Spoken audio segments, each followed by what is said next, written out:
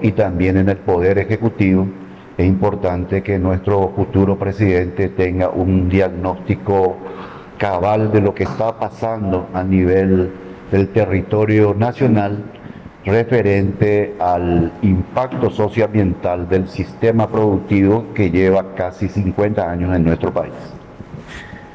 Dicho esto, lo que me solicitaron es ver un poco el impacto de la deforestación y el uso de los agrotóxicos. Ahí hago un paréntesis. ¿Quién acá es colega ingeniero agrónomo? Excelente. A los ingenieros agrónomos, o sea, lo primero que van a cuestionar es el término de agrotóxico. Son agroquímicos lo que se utiliza. Pero en el Brasil ya se utiliza agrotóxico. Y también se utiliza acá el nombre de defensivos agrícolas, pero en el fondo son venenos que se utilizan en la producción. Eso es importante mencionar antes de entrar en el tema. Por algo, todos los productos químicos tienen el símbolo de la calavera, que significa muerte. O sea que estamos ante productos que son tóxicos para las diferentes formas de vida, ya sea humana, animal o lo que sea. Antes que nada también es importante situarnos un poco en el contexto económico, social y ambiental.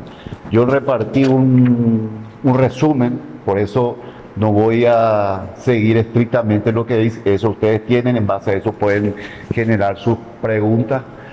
Pero acá es importante ubicarlo un poco en el contexto agroempresarial que se basa fundamentalmente en la concentración de las tierras. Eso es datos oficiales, todo el mundo sabe, de que este modelo de producción es insostenible, también excluyente, porque solamente hay un sector que después vamos a poner los datos que se dedican a esta actividad.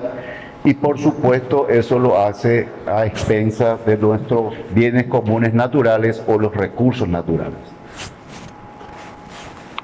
También acá nuestro país es un país muy desigual. También hay datos concretos, no hace falta que yo les mencione, eso se sabe. Muchas veces ocurre el famoso lentejú ante esta situación, pero es la realidad, ¿verdad? Esos datos nunca fueron publicados, que es del censo del 2008, durante el gobierno de Fernando Lugo, pero no se publicó y ahora hay un nuevo censo. Obviamente, esta relación prácticamente no cambió en cuanto al porcentaje de productores que tiene acceso al 94% de las tierras fértiles. Y la agricultura familiar campesina, que está hoy día también que nos lleva el alimento prácticamente a la mesa, solamente tiene acceso al 6% de las tierras. Y también hay una constante migración de campo a ciudad, que todo el mundo eso sabe, alrededor de la periferia de Asunción, que son los bañados, que son espacios que corresponden a los humedales, pero están siendo ocupados por nuestros conciudadanos por la expulsión del campo hacia la ciudad. Ahora, la causa y consecuencia. Este modelo es aberrante en términos tecnológicos. ¿Por qué? Porque es un modelo clima dependiente y con altísima tasa de deforestación. ¿Por qué es clima dependiente? Siempre están, esperando que venga una lluvia para empezar el cultivo. Si se hubiera utilizado, por ejemplo, tecnología diferente como sistema de riego, y también podría, revertir esta situación. Pero como los empresarios muchas veces son un sistema muy extractivista, no quieren muchas veces invertir en tecnología, siempre están dependiendo del clima.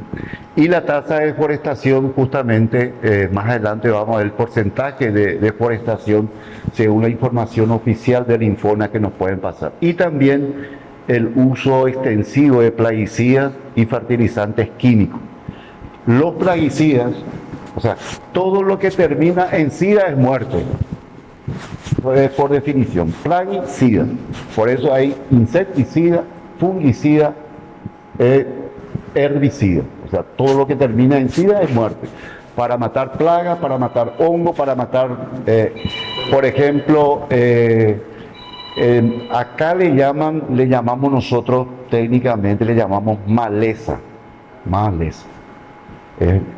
Pero es planta, no objeto de cultivos, porque de todas formas técnicamente puede estar cumpliendo una función importante, pero no es el objeto de cultivo. Pero nosotros le llamamos maleza para, por ejemplo, buscar el control de esas malezas que se le llama, ¿verdad?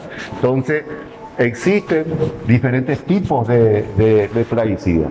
Insecticida para controlar insectos, fungicida para los hongos, herbicida para lo que yo le llamo plantas no objeto de cultivo, con maleza le llaman acá. Y también el daño para la salud y para el ecosistema. Eso es categórico, el daño a la salud de la utilización de los plaguicidas, que ya está demostrado, pero escondido muchas veces para que no se conozcan los resultados de esos estudios que se han realizado, de cómo dañan la salud. Sí. Hay maleza, o sea, por ejemplo, el remedio tuyo de la gente, eso que la gente usa como medicina natural, eso entra como maleza para Cuando está en el campo, sí. Pero por eso, o sea, por eso nosotros le llamamos plantas no objeto de cultivo.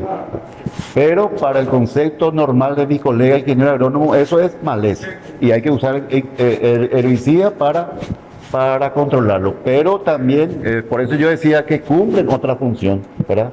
Pero en la agricultura, o en este caso en la finca, se le consideran maleza.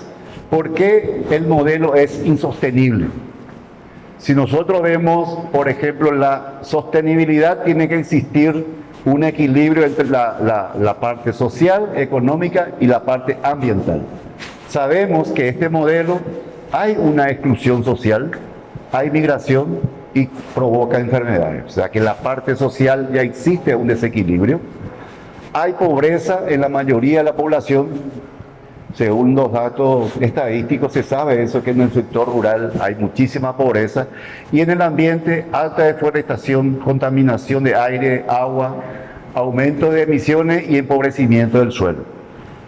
Paraguay ocupa prácticamente el primer lugar en lo que es siembra directa, y se jactan de eso, de siembra directa. Eso lo que controla es la erosión, que es muy importante, la erosión del suelo, para que no se forme, por ejemplo, con las lluvias, las cárcavas y demás, las cárcavas que serían los zancones, ¿verdad?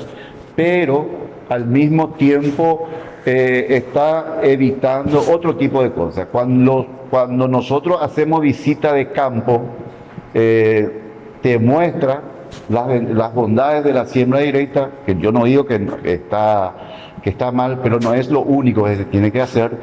Y también hay que reconocer que ese tipo de sistema, Paraguay ocupa en la región el primer lugar en cuanto a la siembra directa. ¿Quiénes pagan hoy por estos daños y qué debemos proponer? Nosotros siempre decimos, ante una problemática hay que proponer soluciones, porque tiene que ser política de Estado. Y todo lo que estamos acá, nosotros somos políticos que en algún momento vamos a tener que tomar decisiones en función de gobierno, ya sea del Ejecutivo o del Legislativo. En ese sentido, la mayor parte de los daños pagamos con el IVA, que prácticamente el 60%, digamos, de la recaudación en este caso, para posteriormente distribuir. Hay que exigir mayor equidad tributaria. Y los empresarios del agro deberían o deben aportar más impuestos, porque genera daños y tanto al ambiente como a la salud, y aporta muy poca mano de obra. La agricultura familiar campesina sí te aporta mucha mano de obra diferente al sector. Esto puede caer como que si nosotros estuviéramos persiguiendo al sector productivo empresarial. Eso no es el punto. Lo que estamos atacando acá es que ese sistema, si no cambia su matriz productiva, ¿verdad?, es insostenible. Si quieren seguir produciendo, deben hacerlo de otra forma. Tiene que tomar medidas más drásticas y para eso necesitamos un gobierno que tome la decisión y política de Estado que en este momento para el sector rural no tenemos. Crisis climática y emergencia ambiental. Es la realidad en épocas, por ejemplo, a partir de agosto en adelante.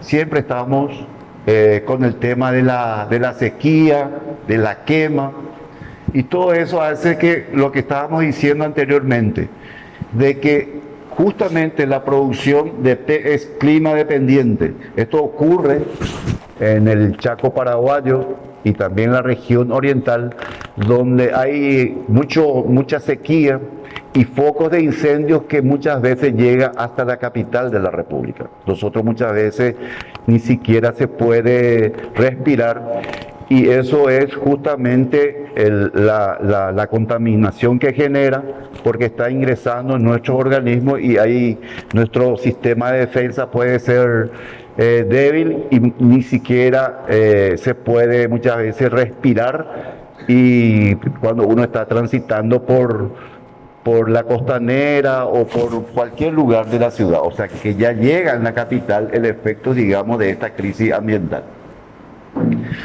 Y otra de las cosas que se jactan es que nosotros alimentamos el mundo.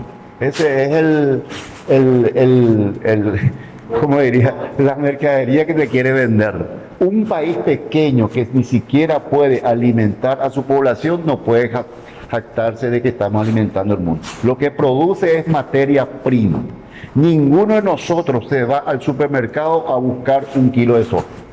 Eso es categórico. Nadie en el supermercado, poroto o otros de la agricultura familiar sí, pero nadie va no es de consumo directo. Sí, los derivados ya sea para la industrialización o para otros productos, pero es una propaganda que entra muchas veces en la población y nos sentimos muy importantes al saber que estamos alimentando al mundo, y eso es falso. Permiso, una pregunta. Cuando se propone, por ejemplo, que somos un país pequeño, que nos tratamos de alimentar al mundo, y de acuerdo a lo que tú estás diciendo, ¿es posible que lleguemos a nivel, si es que implementamos políticas de Estado que ayuden un poco al desarrollo de la clase más pobre? ¿Es posible que lleguemos a nivel de alimentar al mundo? Primero tenemos que alimentar a nuestra población. Seguro. Y después sí, porque por ejemplo, es posible.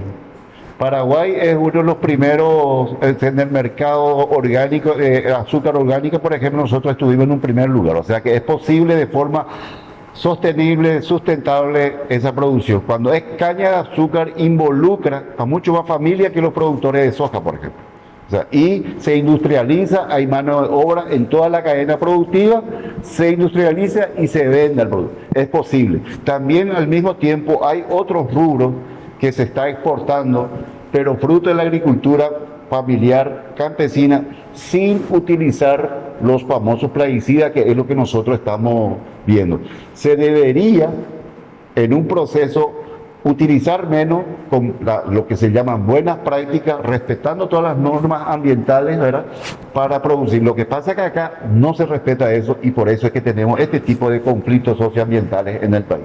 Es posible y hay ejemplos, y después al final nosotros estamos presentando una propuesta justamente para eso. Ahora, la deforestación en nuestro país y cómo se encuentra a nivel, digamos, de normativo, sobre todo, y cuál es la situación actual. Según la institución, nosotros nos guiamos por las normas enmarcadas dentro de las instituciones internacionales. En este caso, El Ministerio de Agricultura, Inforna, tiene referencia para definir, por ejemplo, lo que es una deforestación, le toman datos de la FAO, por ejemplo. Entonces ahí tenemos lo que la FAO define como deforestación y también en qué situación se encuentra las normativas en nuestro país. Ustedes se acuerdan que hubo un decreto que violentó el 25% de la reserva forestal que por la ley forestal del 1973 dejaba el 25% de reserva forestal. Y durante ese periodo que se derogó ese decreto, eso fue durante el gobierno de Cartes.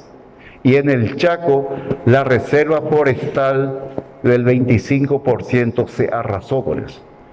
Vino en el 2018, rectificó en algo el presidente actual, pero sí estuvo, digamos, en jaque la ley forestal. Por eso es importante, eso sí ya van para los futuros senadores o diputados, ¿verdad? Revisar la ley forestal y darle un blindaje al artículo 42. El artículo 42 salió varios decretos de ese artículo y finalmente no se sabe en la actualidad cuál de esos decretos es lo que hay que utilizar. Lo que sí es claro que el artículo 42 de la ley forestal nos dice que tenemos que mantener el 25% de bosques naturales.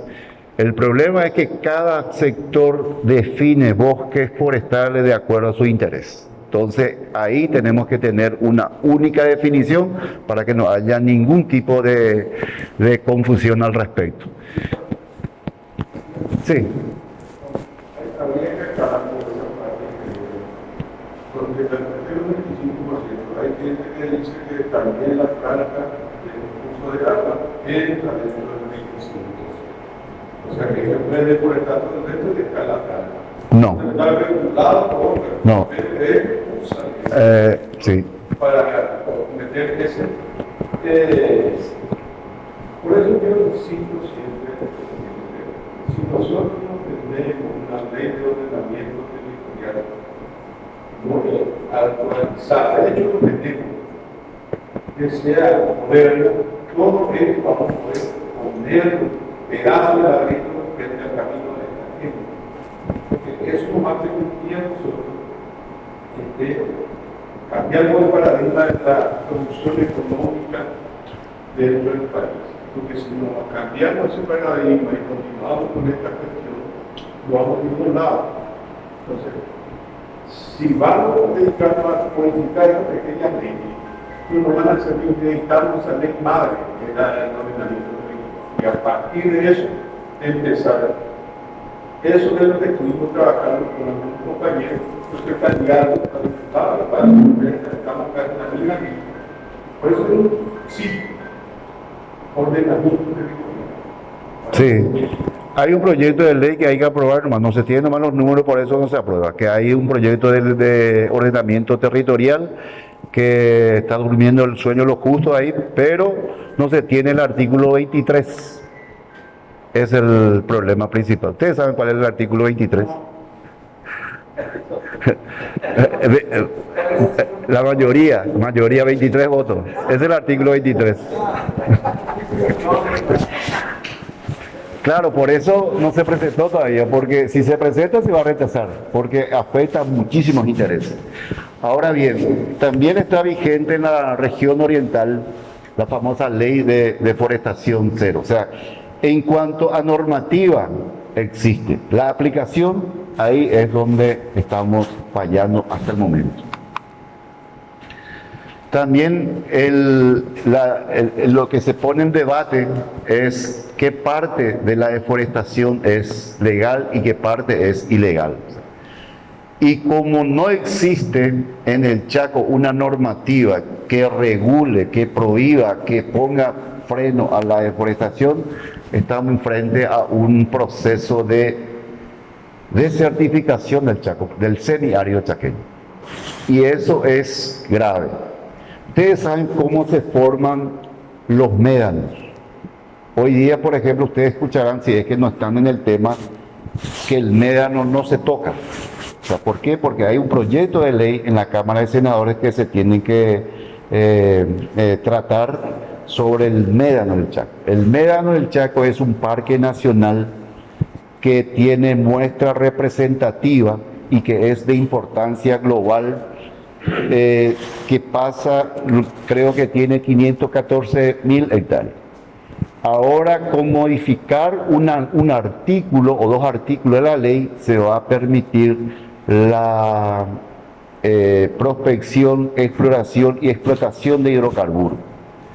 Y el médano está sobre el acuífero Irendá, y en el semiárido lo más importante es de agua dulce. Y si se va a perforar, el agua está entre 120 a 180 metros en el subsuelo. Es un acuífero que compartimos con Bolivia y con Argentina. Y si se va a perforar para buscar cualquier tipo de gas, petróleo, lo que sea, tenés que llegar 800 a 900 hasta 1000 metros. Eso quiere decir que está pasando todo en la capa donde se encuentra el acuífero. Entonces, el Estado, el gobierno, en este caso el Estado, tiene que definir como política de Estado qué es más importante, el agua o beneficiar a unos pocos, ¿verdad? La extracción de los hidrocarburos o diferentes tipos.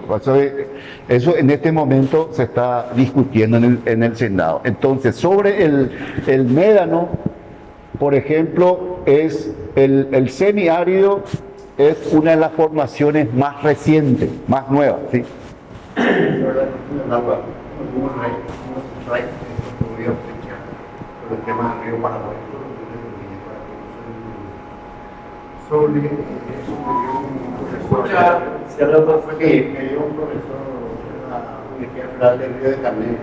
De todas las aguas del planeta, 3% de más agua. Sí.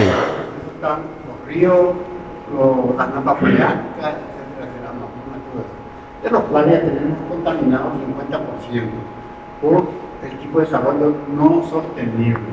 Por eso Michael Cambello, el presidente de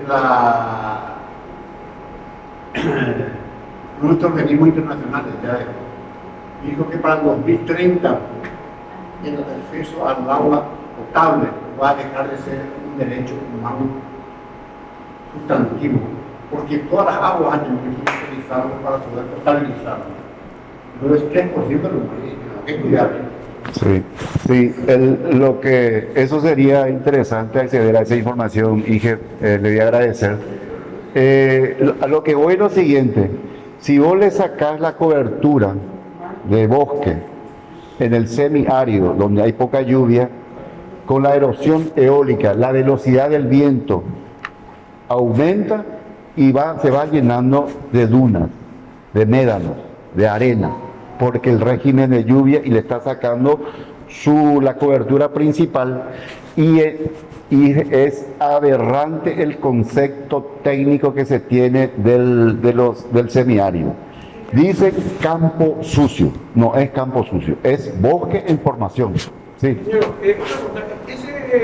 hay un parque de médanos del Chaco, ¿verdad? Un parque nacional. Ese que estoy mencionando, ese estamos hablando. ¿Cómo van a perforar si es un parque no está protegido acá en Y sí, está protegido por ley y quieren forzar la ley para permitir eso. Están queriendo forzar. Sí. Tiene media sanción en la Cámara de Diputados. Ahora están en la Cámara de Senadores y ahí se tienen que tratar en estos días. No, esa es propiedad del Estado paraguayo. Era antes, digo, y después se traficó para hacer parque nacional. Sí, no, gran parte de eso era propiedad era fiscal, y Primo Cano es el que estuvo antes de que sea eso parque nacional. Ahí se cometió un error en el momento de que la ley dice exactamente que si existe propiedad privada tenés que indemnizar. Le tuvieron que haber indemnizado, nunca le indemnizaron. O puedes crear parques sobre propiedad privada, si se encuentra que existe interés estratégico para el Estado paraguayo, pero tenés que indemnizarle al propietario, no le puedes declarar nomás. O sea, entonces, en este momento, eso sí está en controversia en la Cámara de Senadores, justamente por el tema del Parque Defensores Mediano del Chaco. Y es de la Cámara de Diputados, vino con media sanción. Y ahí está metido empresa petrolera paraguaya, Petropar está metido ahí, o sea, no sé cómo, o sea, uno de los que están solicitando es una empresa nacional. Petropar es una empresa privada del Estado paraguayo y ellos son los que están solicitando, aparte de otras empresas privadas.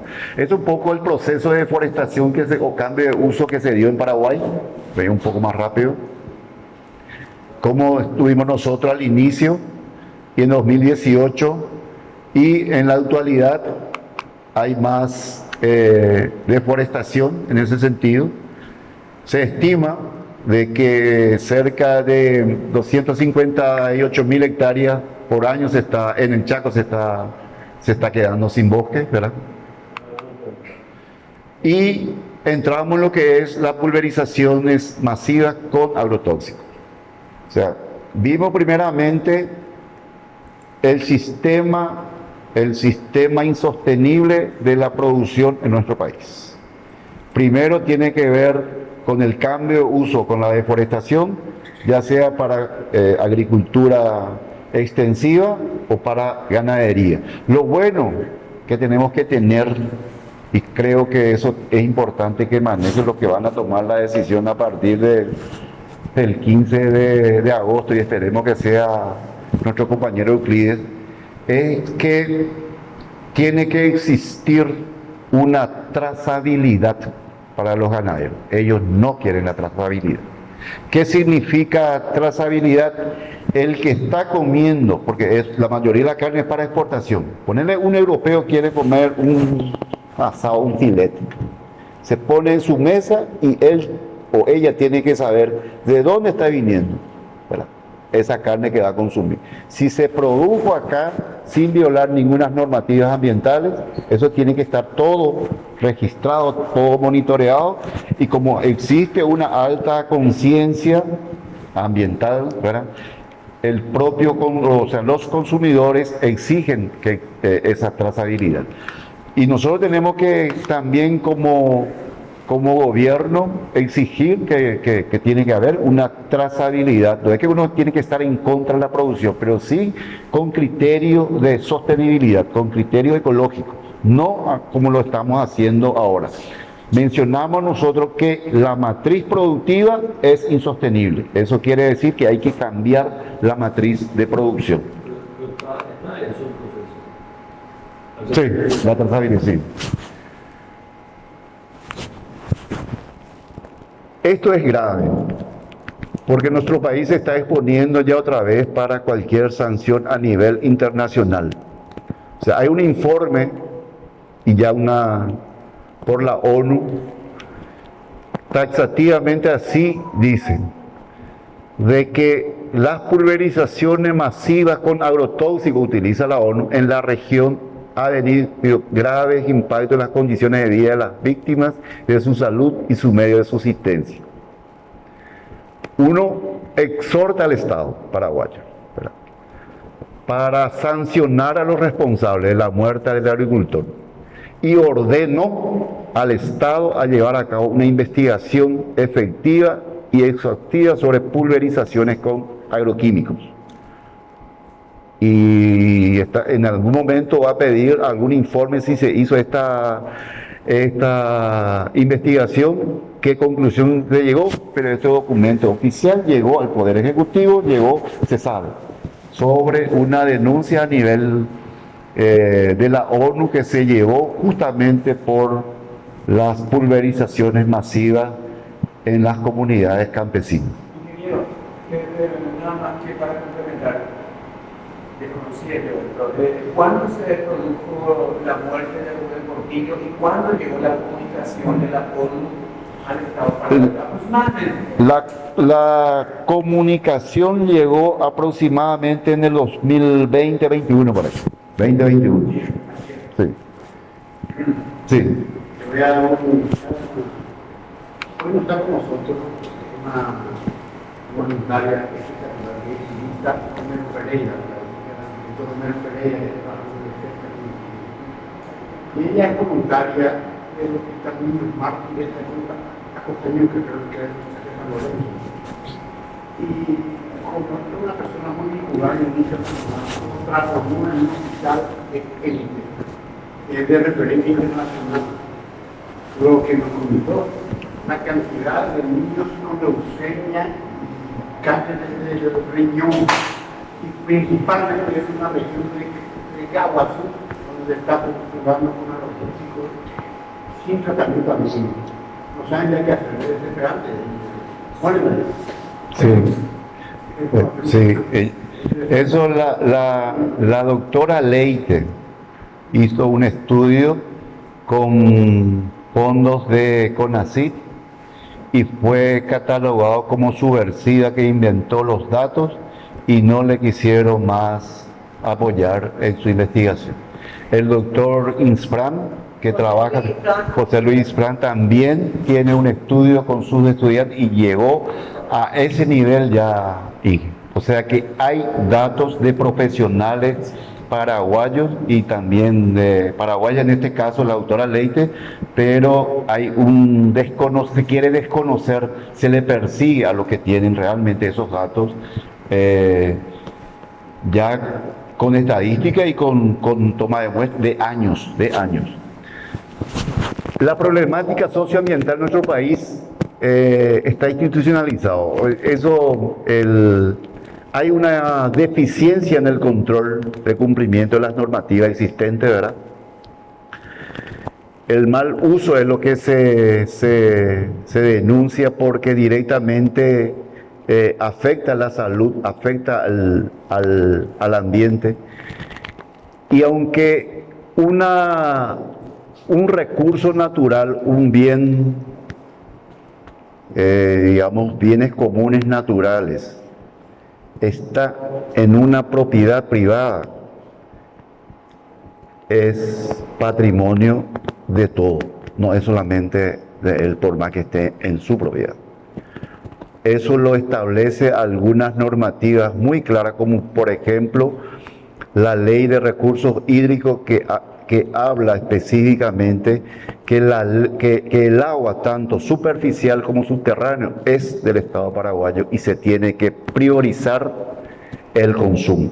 En el momento de realizar el decreto, se hizo la ley es del 2006-2007. Ante la caída, 2007, antes de la caída del gobierno de Fernando Lugo, él ya tenía en su mesa para firmar el decreto. Vino el gobierno golpista, escondió ese decreto, se fue a parar en el Ministerio de Agricultura y a través de una presión que se hizo ahora, hace un año o menos de un año, salió un decreto que no fue lo que se construyó de forma por todos los sectores productivos, industriales, sociedad civil en el MADE, no es el mismo que se trabajó. Es cualquier cosa y tiene muchísima falencia todavía ese decreto que salió ahora. ¿Cuál es el punto de inflexión por parte, por ejemplo, de los ganaderos? Evidentemente, cualquiera sabe de que la lluvia se produce en la nube y si cae en tu propiedad, o sea, y ellos dicen de que eso no puede ser del Estado.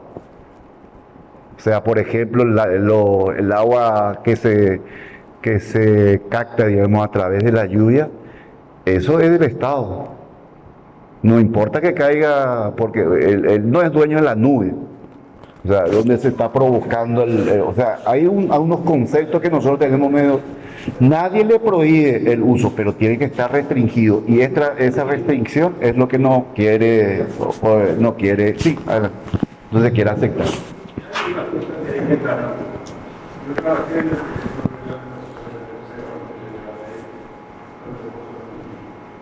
cuando asumió el grupo tenía sobre su mesa que tenía que haber firmado todo lo firmó. Había ido en el libro en una reunión que se hizo en la antigua oficina de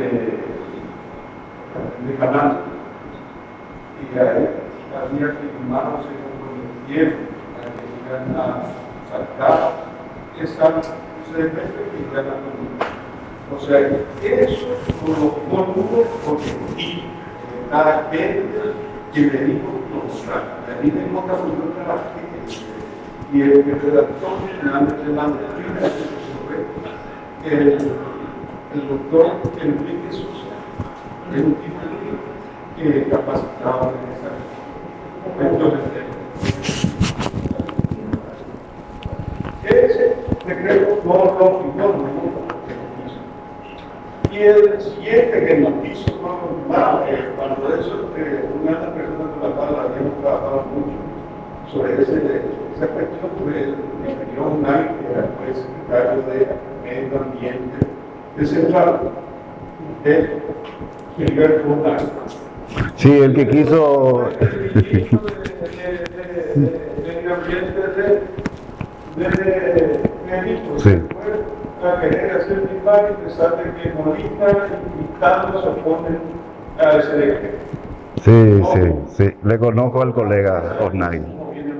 El que. La ley de los recursos hídricos no hubiera solucionado muchos problemas si lo hubiéramos implementado nosotros con el gobierno. Así mismo. Y lo más simpático, aunque ustedes no creen que yo lo sé, el que presentó ese proyecto de ley de los recursos hídricos, todo el mundo se lavó la mano. El que presentó ese proyecto de ley fue Vale la China, el Reconí. Entonces, esa contradicción es lo que tenemos que aclarar sobre la ley de recursos hídricos. Es uno de los componentes del paquete general. Nuestra riqueza es el suelo y el agua. Si no tenemos ordenamiento territorial, ¿cómo vamos a defender las vertientes de esos cursos de agua? La ley, así como está, es la primera vez en la historia de Paraguay donde se reconoce al agua como dominio público, además como un elemento público, porque siempre figura en la ley de minas. La ley de minas de 1914 figuraba como un elemento informal, como una cartera. Entonces, esa ley vuelve eso. A mí me pasó una cosa más simpática, una oficial del Banco Mundial me dijo que esa ley no está vigente. Y eso, esa ley no promulgada en el gobierno mexicano. Sí. Es importante aclarar eso a los compañeros para que veamos sobre cosas concretas, y una cosa concreta de esa ley. Sí, así mismo, o sea, aquí hay muchas historias de por medio, que por ejemplo esa ley, el decreto, a mí me tocó trabajar en el Consejo Nacional del Ambiente, desde cuando era ministro Freddy Molina, y después, justamente en ese momento, estaba el famoso Río más 20. El ministro era Oscar Rivas y el presidente le estaba esperando a su ministro para firmar. No es que no quiso firmar. O sea, y en ese momento vino el golpe. O sea, que también hay que hacer mucha precisión. Y es que conocemos, yo puedo hablar porque estuve en todo el proceso de la elaboración de la ley y del decreto, pero ahora ya está. Ya está el decreto, tiene alguna falencia que se puede mejorar, pero es una de las leyes, una ley muy defensora, digamos, de los recursos hídricos. Ahora, ¿quiénes son las instituciones responsables de esta situación? Por un lado tenemos Almades. La famosa declaración de impacto ambiental. Acá el colega seguramente si trabaja el tema de evaluación de impacto ambiental va a saber en qué consiste esta declaración de impacto ambiental. La gente le llama licencia, no es ninguna licencia. Y después también los productores utilizan como permiso, no es permiso, es una declaración, jamás puede ser un permiso. Por eso lo dice. Resolución, declaración de impacto ambiental, dice el documento. Declaración, no es un permiso. Pero cuando uno se va en el campo y reclama algunas dificultades desde el punto de vista de la aplicación, no, yo tengo permiso, acá está el MAE, me dio el permiso. Y te muestra su declaración de impacto ambiental. Eso no es un permiso. Lo que es, eso es un documento para el proponente, en este caso para cualquier emprendimiento, ir a buscar su permiso. Por ejemplo, que le tenga que otorgar el permiso de localización, una cosa así, para cualquier emprendimiento, la municipalidad. Otro tipo de permiso de otras instituciones, como por ejemplo para si va a hacer algún tipo de aplicación, tiene que estar todo registrado. O sea, existen otras instituciones que tienen que ver que otorgan el permiso. No vayamos a confundir una declaración con un permiso. Y justamente eso es lo que se utiliza. Y nosotros estuvimos haciendo un relevamiento del uso del agua del Tebicuare. Y los arroceros te muestran su declaración de impacto ambiental. Este es mi permiso y pelean por su permiso. Convengamos que es en su buena fe. Pero ellos tienen un consultor ambiental que es corresponsable y él como productor debería de exigirle a su consultor que le está llevando su famosa declaración de impacto ambiental, que se confunde como una licencia para destruir, no tiene el permiso para el uso del agua. Porque la ley de recursos hídricos es muy claro. La autoridad de aplicación para concesión debe otorgar permiso que te va a durar 120 días. Está entre el artículo 32, 37 hasta el 38 de la ley de recursos hídricos. Entonces, o sea, para el funcionario público, o sea, nosotros no podemos interpretar. El sector privado si quiere interpretar, interpreta a su favor. Nosotros tenemos que cumplir taxativamente lo que dice nuestra propia ley.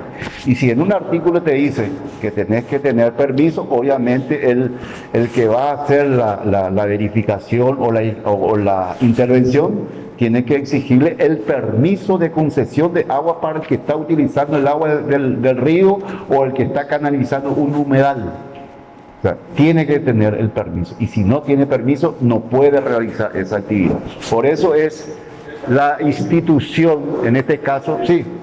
En la ley establece que tenía que ser cuando una ley sancionada por el Congreso, entonces que hay que cambiar la ley, la concesión de recursos industriales de la agua tendría que ser una ley del Congreso que se dice. Sí.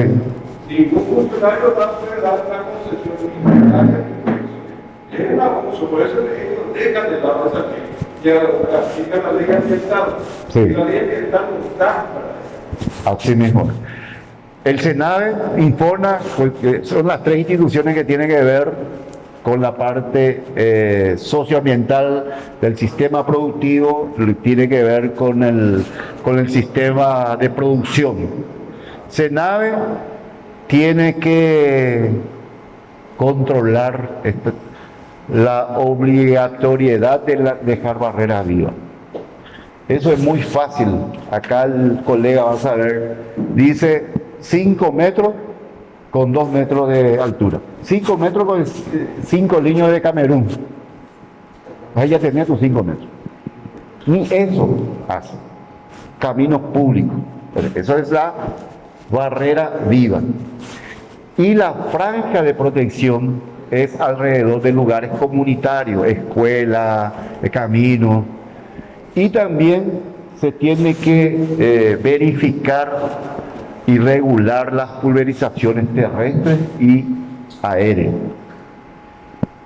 ¿Qué dice también la ley fitosanitaria referente? Ahí está todo establecido, por ejemplo, para la franja de protección, para regular las pulverizaciones, pero el SENAVE se lava la mano, o el productor, diciendo de que es responsabilidad del que aplica la pulverización aérea de avisar 24 horas antes si va a afectar o no una comunidad.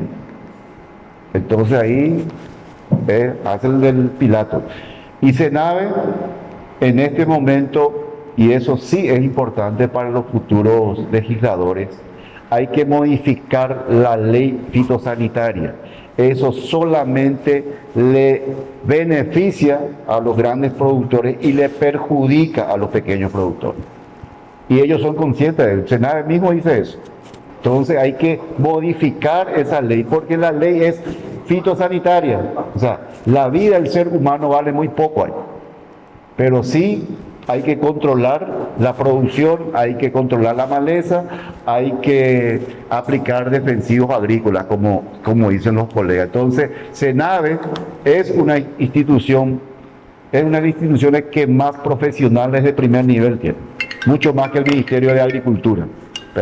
Pero su famosa ley es lo que no puede todavía aplicar como tiene que ser, pero lo que dice, tema de la barrera de vida, sí lo pueden aplicar. Uno va caminando por la ruta misma, la ruta principal internacional. No cultivan soja en el asfalto porque no va a crecer. Por eso nomás no cultivan. Y esa franja de dominio es del Ministerio de Obras Públicas. Te llenan ahí. Y uno pasa y pulverizan igual. Y la gente, nosotros estamos pasando con vehículos, se siente, ¿verdad? Te afecta. Acá te aprieta la garganta, te hace doler la cabeza. Sí. Increíble lo que está diciendo esa franja de protección del no te dejo faltar un solo pago. No te dejo faltar nada. Una sombrilla no te dejo decir. Por ejemplo, ahí en Caguazú, el taxista está ahí en el pleno sol y no le deja siquiera hacer una coberturita porque de franja de protección le va a crecer. O sea que al final, ¿qué es lo que se pretende con eso? Vamos a mantener así, pero no dejar plantar ni siquiera un árbol. Sí. ¿O qué es lo que al final lo que se busca? Porque hay muchas iniciativas en el sentido de forestar, de poblar totalmente ahí la orilla que se echaron muchísimos árboles para hacer la ruta ahí, ¿sí? Para duplicar. Pero no se le pone, y tiene una rama gigantesca y ni un solo árbol se debe plantar. ¿Cómo es eso? Sí. Y La normativa de la ingeniería establece esa franja que no tiene que tener está en la norma. Así que no es lo que pasa es que lleva agua, lo que no se puede escalar por eso esos 44 metros en los lugares, eso es la cosa que hay que aclarar. Ahora, de que estaba abandonado por mi derecho, sí estaba. Ahora, el retiro yo creo que Dios más preocupante por eso es esa fumigación. Yo he visto sobre el Yacundal cómo los productores brasileños de la zona de Naranjal lavan en el curso del río Yacundal sus fumigadores. sí, sí. Y eso va para Sí, estamos hablando de la franja de protección, de la barrera vida, después vamos a entrar en eso. Franja de protección de dominio público, bajo la administración del Ministerio de Obras Públicas, emprendimiento privado, fumigando, cosechando, va a su filo. No hay ningún beneficio social a nadie. Y eso es lo que, obviamente, MOPC debería de ver otro sistema para el mantenimiento, pero eso es lo que se critica. Esa parte de la franja de dominio es público, está administrado por MOPC. No podés poner ahí soja, cosechar, hacer tus aplicaciones y después llevar tu silo. Sí. Sí, estos cultivadores de arroz también utilizan gran cantidad de agua, por ejemplo, el caso de cordillera, que sufren ambas partes de esta situación, ¿verdad? Se llenan de agua, se pagaron por todos lados, ¿verdad? Y no hay, no encuentran ninguna solución que le ayuda a los campesinos de tener que tener por un lado. Y por otro lado, se queda poco el agua en el río de Agüey, por ejemplo, para los pescadores y cosas así. Entonces, ¿cuál es la institución que se entregaría en eso? Está diciendo que. Y en el otro caso, que mencionó usted, cómo esos cultivos de soja llegaban hasta el cemento. Oye, el año me dio un rayo, me hizo un recorrido, ya le compramos 20 litros de combustible y quemamos una buena cantidad de cosas de 4. Y en Paraguay no hay instituciones que cumplan la ley, son instituciones llenas de cosas. No saben eso. Y eso se tiene que rectificar a partir del 15 de agosto. O sea, tenemos ahí responsable el MADES, Infona, Senave, relacionado a este tema. También creo que hay que llevar patriotas en los otros ministerios, pero nosotros estamos analizando exclusivamente quiénes son los responsables para el cumplimiento de las normativas que tiene que proteger nuestro ambiente, nuestra salud, nuestros recursos hídricos. De eso se trata. El intendente del Polo me avisó a nosotros que somos terroristas y vamos a la que quemamos uno de los motores que tiene más o menos 20 HP por succionar agua. Pero el perjuicio eso no es el 1 de marzo. Entonces asunto. Conozco. Conozco. El caso conozco muy bien. Conozco muy bien el caso. Ahora, acá entramos en controversia. Y me parece bien que entremos en controversia. Cada ciclo de cultivo de la soja lleva entre 100 a 120 días. Eso es categórico, porque está externalizado, es soja transgénica. Soja transgénica sin herbicidas, sin producto químico, no funciona.